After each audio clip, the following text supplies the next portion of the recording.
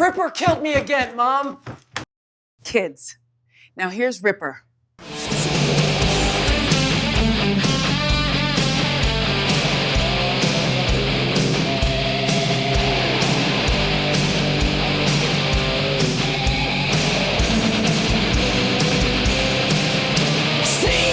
The smoke, hydro on your tail. 6-kilometer trap, you're doomed to fail. Rapid fire guns, AP cuts through tight. She's the ghost in the cap, gone in the night. Hey team, this is Ripper. Hope you guys doing fantastic today. Got a fun video with Z-42. Yes, one of my favorite destroyers as well. We're focused on heavy AP action, but also built for IFHE. So this thing does everything with quick smokes and 6-kilometer hydro. And we'll take a look at, again, how this thing is really, really powerful, almost borderline OP broken, and very annoying to play against. But as always, before we begin, like, subscribe above below. Appreciate all the supporters of the channel. I see value in here. What we're doing in here, smash those buttons. Thanks for stopping by, and say hello when you see me out there. All right, right off the bat, you can see that engagement right there. This is why it's so annoying. Dude, you drive in, your concealment's a fantastic. 6.0, 6.1-ish, I think, is what you get for your concealment. But then you pop the smoke, you go undetected, and you pop hydro. This is why it's so annoying to play against. You're almost kind of stuck like the Schultz is. Now, normally the Schultz, which is also a German destroyer, you would think would have hydro, but actually it does not. I'm noticing that he's not even using it.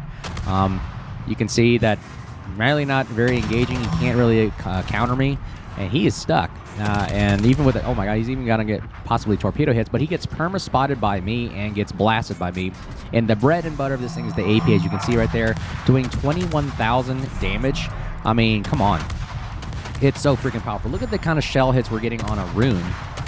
Look at that. Look, when the shells hits, man, do they hurt a lot. And that's exactly why Z-42, in my personal opinion, is one of the best cap contesting, DD hunting destroyers out there.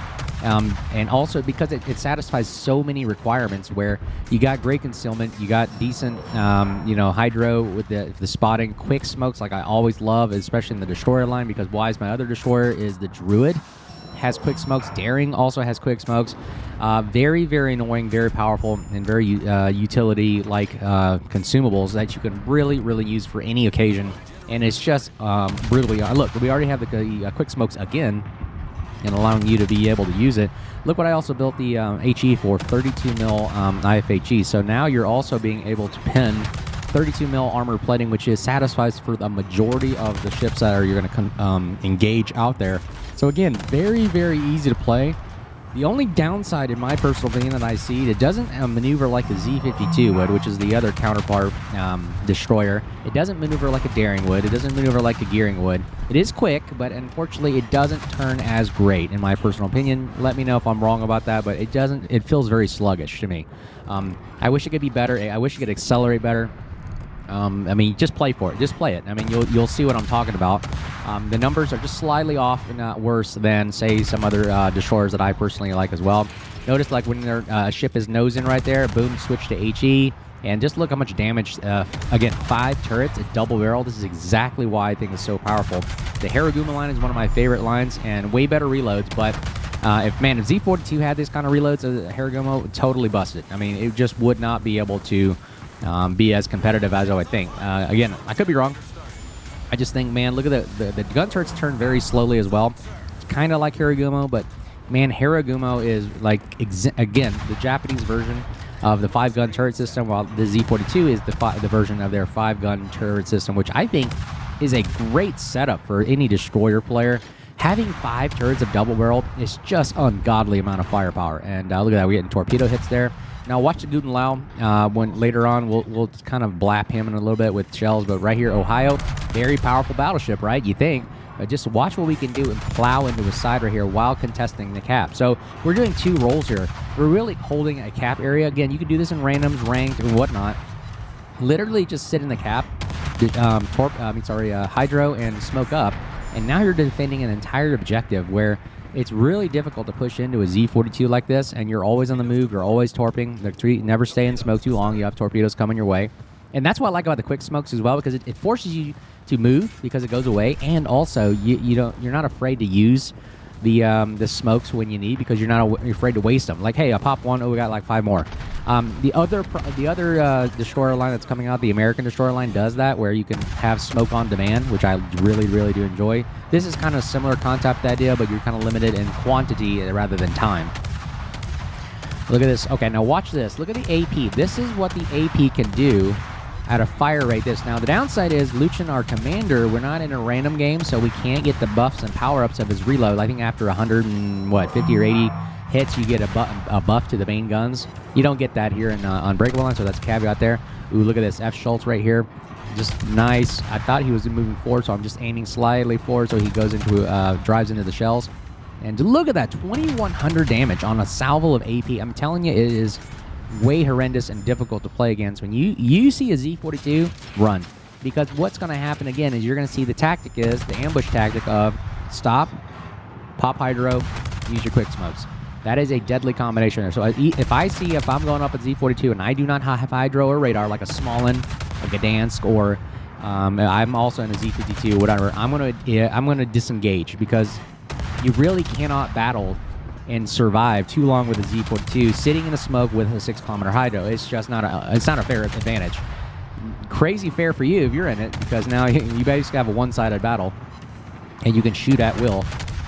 You still got to be careful of other people pushing in your hydro, so you can't kill a battleship fast enough, in my personal opinion, to get, disengage from a 6-kilometer hydro, but that's where the torpedoes come in. Look at that, 10,000 damage. Torpedoes are no joke. They hurt.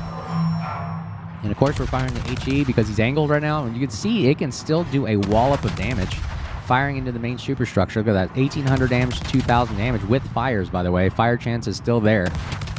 And here's where we can switch the AP and watch what it can do on the side of a battleship. He's got 6,000 health now. Watch what the AP can do right here. Like that, kills him.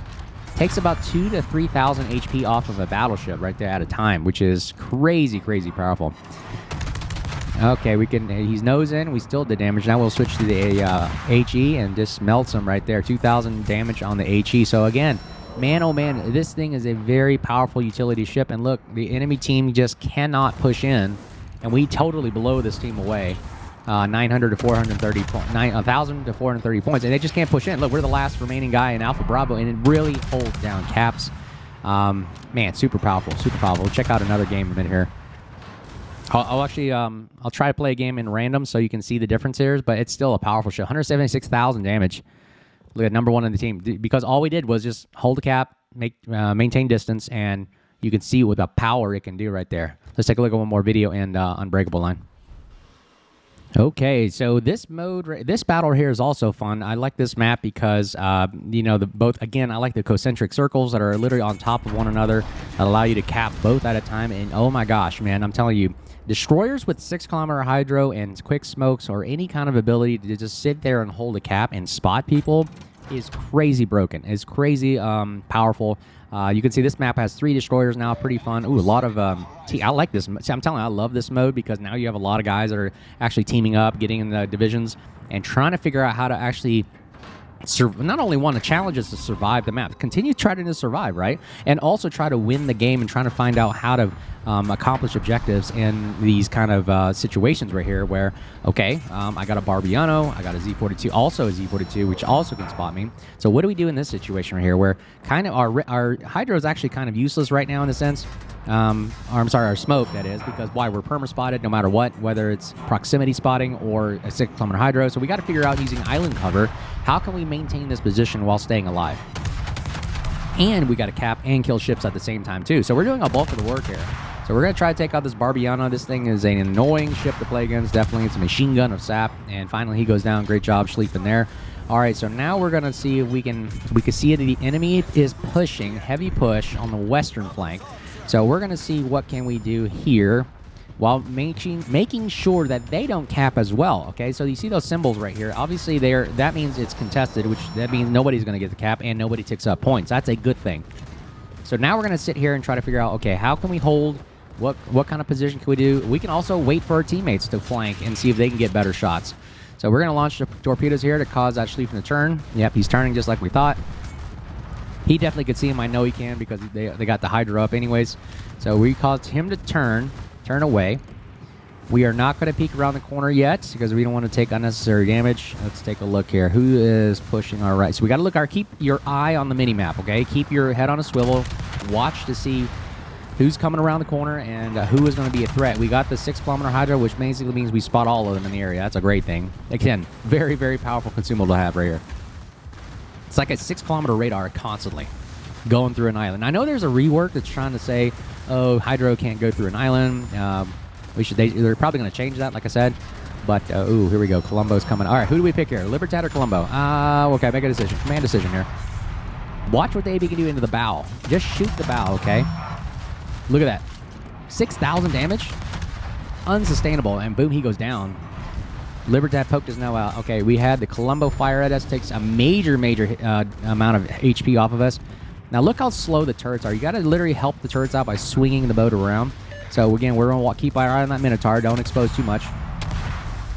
Okay, firing right on the bow here. Firing, look how much damage we can do.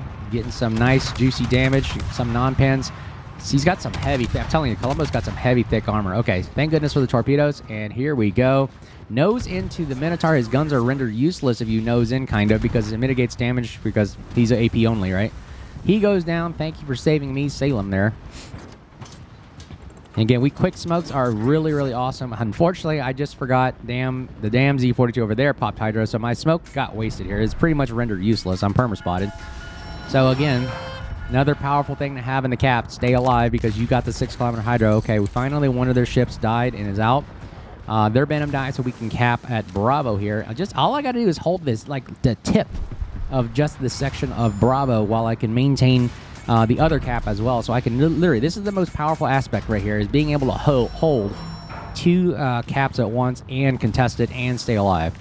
All right, dude's coming right at us right now. So can we survive this? Okay, he slammed on the brakes. We nose, just showing our nose there. We kill him right there. Look at that. Sap is going right before our bow.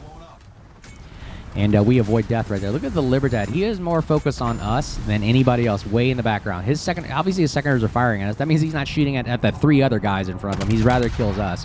And we got to take the Z-42 out. Finally, even exchange right there. Way to go. Z-42 had to make a play. Unfortunately, he had nobody left in the cap. And that is the power of holding a position as long as you can to wait and just see the enemy eventually will make a mistake there. So, okay, we're going to rush back in. See what else we can do here. Okay, we're going to try to hold the center cap again. How are we going to do it? Again, the enemy is advancing in the same area again. So we are winning by about, what, 300-ish change there. So let's see if we can hold it again. Look at the AP on the Barbiano right there. Very, very strong combo right there. Now, here's a problem. If you're in the Barbiano, do not push a Z-42 because you got the 6-kilometer Hydra and you're stuck in your smoke. So that is the downside of Barbiano. You can't turn off the smoke at will. It just keeps going until the time runs out, which is a long time, by the way. So basically, you're going to have to get away from any kind of Hydro and just disengage. And you have a smoke firing penalty in the Barbiano, I've noticed, too. All right, we're going to see if we can send some shells into Columbo here. Look at the amount of damage we're doing right there just into a broadside Columbo. That Schlieffen driving by also looks like a tasty morsel, but unfortunately, when I start something, man, I got to finish it. I got to keep firing Columbo because he is a powerful, powerful ship. Like I said, I did a video recently. Check it out about how broken this Columbo is. Just so much power in the dispersion of the guns of Sap. Love the sound of the guns, by the way. Good job Wargaming on redoing the sound, gun sounds because they sound a lot better. Look at that. Barbiano's so desperate, he's willing to fire into smoke. Ooh, do we get a torpedo hit on this? Shell arcs are great on the Z-42. I like them. They're easy to aim. It doesn't seem very difficult. Floaty shells. And there it is. Another kill on the Columbo right there. Can we take out Schlieffen as well? Oh, and he goes down. Splash 2. Double kill right there. Taking out 2 battleships on a flank. Look at the power of Z-42 right there. Barbiano is also in front of us while we got the other Z-42 in smoke. Now, I'm debating. I don't have enough health because I don't know. Z-42 might out-health me here. So I'm going to creep in, use the Hydro. We perma-spot him now, and here's the hard part. I've got everybody firing at me now because I got Libertad looking at me. I got the Z-42 looking at me. It's a duel. He had the advantage of more health right there, so I kind of rethought about that. I shouldn't have pushed him. I should have waited for backup. And now we're out of the plane, and he gets me killed. Good exchange right there. You can see the power of what he can do against you, and you can see how difficult it is to push a Z-42 sometimes. And I only had my front turrets while he had an angle on me.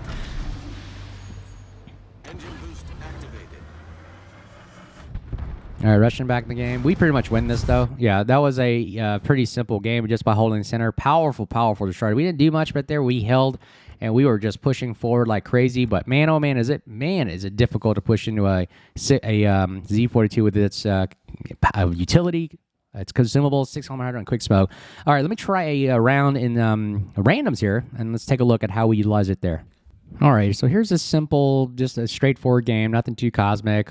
Just taking a look at the lineup like we always do to scout the area as a good destroyer player. No carriers, no subs, just maybe 2 destroyers here and 2 radars. You got to watch out for these guys. And, of course, a DD killer, which is a Netsu, so you got to be careful there. That's kind of how I start out. Now, this is arms race, so not very realistic on normal gameplay, competitive gameplay, but it still can be fun. And you're going to see I'm not going to do nothing cosmic, really. I'm not going to even maybe use the Hydro as much in this game because I think my team literally, man, you guys are killing the game, sitting in the back and not helping your destroyer out, but whatever. I'm a destroyer player. I'm going to enjoy the game. I'm going to have fun and do the best I can with what I got. So we launched torpedoes out there, 10-kilometer torpedoes, not the greatest. We outspot the Delny, so that's the cool thing. That's why I have this handy-dandy mod up so I can see the Delny's is 7.4 detection, so I definitely outspot him. So I'll take this engagement. This is arms race. I know somebody gets a heal buff, I'll heal back. So I'll exchange some gunfire. See anything I can take off this guy and see where it goes from there. Using the AP again, man, the AP is powerful, I'm telling you, in the Z-42. Any kind of damage that you fire at it, it really sticks and it hurts them a lot. We get a reload buff there, so the guns are going to reload even better now, so it's very, very powerful. Using the smoke to disengage, I don't want to lose any more HP in case my team does not get that power up. So again, just kind of maintaining distance here. Waiting. Oh, there's a plane. The Kearsarge has an aircraft here. This is the thing I hate about the airplanes is they need to do this because when they go into their attack mode, they're invulnerable to AA, which I have never seen any game do that. Where for some reason when you're attacking somebody, there's an invulnerability period. That's not fair. And while they're invulnerable, they continue spotting me, which I can't do anything about that. I think that's too biased in the sense, and it's totally a unrealistic, unfair advantage, like double whammy right there. It's not realistic because when does AA stop when a plane is attacking you, in real life? And second is it continuously spots you. And again, that's my gripe about that. I think Wargaming should definitely change that. If you want to keep carriers in the games, then make them vulnerable to our attacking weapon systems. I mean, how could you nerf a weapon system by utilizing the very same thing you're attacking? It's so weird. Like, just because he's attacking, he can't get shot at, and I can't use my weapon systems. Well, what if I did that to me? What if as soon as I spot the airplane, I go invulnerable? Well, how would they like it then, So I digress. We're going to go for the healing cap right there as we launch torpedoes in there. You're going to notice these torpedoes will come in handy later. If you have free torpedoes, just launch them. It's just like a weapon system. You send down range. It's free. If you get a hit, great. If not, so be it. We're going to go for this cap. The health point here is a destroyer because that's our job. We're going to spot the DD. We're going to torp. We're going to gunboat. We're going to also get the caps to help out our team out because why? Our team is definitely in the back at B line here. Again, I hate that so much. What the heck are you doing on the B line? What are you saving your health for? And this is why I hate randoms nowadays because look, who is the furthest person up here on the flank? Me. And nobody's here to support me. Running back cruisers, 2 battleships, I don't know what they're doing. Running back Yoshino. And none of the targets are even close by to even be effective anyway, so I don't know what they're thinking. Again, we'll do the best we can with what we got. We're going to launch torpedoes at the Patrie there. Just one set. I think they damaged my torpedoes, so that throws off the reload. And now I got to be careful of the Aegir here. Now, he's in my detection range, but the funny thing is he's inside of this island here, and he has his Hydra. I'm inside his Hydra. I think he has a 6-kilometer Hydra, right? Yeah, he has a 6-kilometer Hydro. Yes. So I'm going to avoid him because if I'm stuck in his Hydra, I'm perma-spotted. So we're going to stay outside of that. And correct me if I'm wrong. I think the Aegir has a. Let me take a look here. What does the Aegir have? It's a 6-kilometer Hydro. Yeah. So we got to get out of it. So that's why I have those rings up. Any kind of threat ring I put up, that is for a reason. The yellow one is the dotted. That is for the Hydro, and the red one is radar. So I kind of just stay outside of those things. It helps me out a lot. I should change that color to red because red is bad, right? All right. So let's see. Delny is turning in towards me. Okay. If he shows broadside, I'm going to open up on with AP. But then again, look at these torpedoes. Whoa. Ouch. Yeah. lucky shot. I'm telling you, sometimes it's just pure luck. I aim at a tree and I get a Delny. So, I mean, that's just dev strike. And look, they lost 3 players just like that on the team, and this is just a one-sided game at this point. The entire eastern flank was wiped out, and we by ourselves literally held off this entire flank, just sitting here spotting guys, keeping them from advancing. You notice like one little destroyer like me can literally hold an advance, like hold an Aegir, a Patrie, a Lion. Ooh, so you got to slam on the brakes here. Watch those torpedoes. I could use a Hydra right now because there's really no threat not to, because what else could I possibly spot with a 6-kilometer Hydra other than a destroyer? So you can think about that if you want. I just didn't care really right now. This game, the Yamato goes down. This game was pretty much over just based on how people play here. Now, we had 2 Valparaisos. I mean, look at this. This is not even a fair match right here. 2 Valparaisos broken as hell, blasting through the eastern flank. But we were holding off the western flank. That was our responsibility and our job, because none of my team over here on the western flank did anything, so why not? So let's see if we can get some action here. Look at the AP, what this thing can do. Here's an example of what you can do, you know, battleships and randoms. It's pretty much the same as Unbreakable Line. You're just waiting for a battleship to push in, and you just shoot them and spam. So that's why I don't see the difference really in randoms and Unbreakable, because battleships either sit in the back or they push. I mean, what would you rather have? You know, you're still shooting as a destroyer, still shooting and sitting in smoke and killing battleships and maybe contesting a cap here and there. It's pretty much similar. At least people are engaging in Unbreakable Line. Randoms, I feel like it's just, you got to pull teeth here or something. Like, come on, shoot at me. You know, like, now I got to get out of the smoke here and entice this guy to come towards me. All right. So we're pushing after half your team's dead. So, like, what learning did he do here? What learning did the battleship and the enemy teams, what did they learn? What did my battleships in the back learn? They just sit in the back and wait until the rest of your team does all the work? Okay, notice the AP angles here are pretty crazy right here. We're getting a lot of ricochets, so I'm going to switch to HE right here and just shoot as bow. And this is where you'll see the majority of the damage right here. Right there, see, 1,200 damage. And we kill the Patrie. And we smoke up just in case, but again, do you really need it? And I smoke up and pop Hydro, so it's really, what are we going to do in this situation? How do you push a Z-42? Sitting in smoke with a 6-kilometer Hydro. Very, very difficult. Notice we got a great reload now. We're going to just basically shoot like crazy HE, and that's pretty much it. So that is Z-42 playing in randoms. It's okay. It's kind of, you know, like I said, dull nowadays in randoms because everybody's not really doing anything, and you kind of overpower almost everything with the 6-kilometer Hydro destroyer. You bully every destroyer out there. God, look at the reload. Just massive amount of firepower. And Aegir is off to the west doing his own game. So you might as well not even count him as a player. It's almost like 12 versus 11 at that point, right? But that is Z-42. Let me know your thoughts in randoms here. 72,000 damage. We got a depth strike. And like I said, we didn't really do much. And we were top third of the team. I mean, all I did was spot, shoot a couple, kill a destroyer. I mean, that was okay. I don't think it was as engaging. I think it was all right. But again, my opinion, if you guys still enjoy randoms, that's awesome. Go for it. I support you. I like Unbreakable Line. I also like some of the other ranked and clan battles as well. But as always, if you see me out there, make sure you say hello. Thanks for stopping by. I hope you got something out of it. Enjoy the channel. Thanks for your support as always. You guys have been great. And as always, again, if you see me out there, make sure you say hello and you guys stay safe. We'll talk to you soon. Cheers. Build is at the end of the video.